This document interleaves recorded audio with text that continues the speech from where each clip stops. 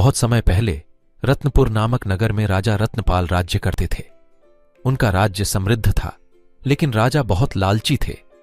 वह सोना चांदी इकट्ठा करना पसंद करते थे और खजाना भरने के लिए लोगों पर भारी कर लगाते थे। एक दिन राज्य में भयंकर अकाल पड़ा। खेत सूख गए थे और लोगों के पास खाने के लिए कुछ नहीं बचा था। वे राजा के पास गए और उनसे मदद की गुहार लगाई, लेकिन राजा ने उनकी कोई सुनवाई नहीं की। एक बुद्धिमान बकरी ने यह सब देखा और फैसला किया कि वह राजा को सबक सिखाएगी।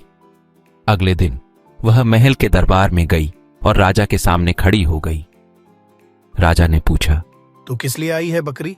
बकरी ने कहा, महाराज, मेरा गांव सोने से लबालब भरा है। मैं आपके राज्य को दान में देना चाहती हूँ। राजा सुनकर चौंक गया। उसने सोचा, अगर इस बकरी के पास सोना है तो वह पूरे गांव को दान क्यों देगी? इस खबर से पूरा दरबार उत्साह से भर गया। राजा सोने के लालच में बकरी के साथ चलने के लिए तैयार हो गया। वे कई दिनों तक चले, लेकिन उन्हें कहीं सोना नहीं मिला।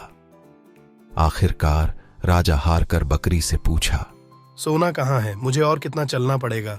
बकरी मुस्कुराई और कहा, महाराज, सोना कहीं नहीं है। आपका लालच ही आपका असली दुश्मन है। आप सोना इकट्ठा करने में इतने व्यस्त हैं कि आप नहीं देख पा रहे हैं कि आपके पास असली खजाना आपके प्रजा के रूप में पहले से ही मौजूद है। बकरी के शब्दों ने राजा को झकझोर दिया। उसने महसूस किया कि वह कितना अंधा हो गया था। वह लौटकर आया और लोगों पर से कर हटा दिया।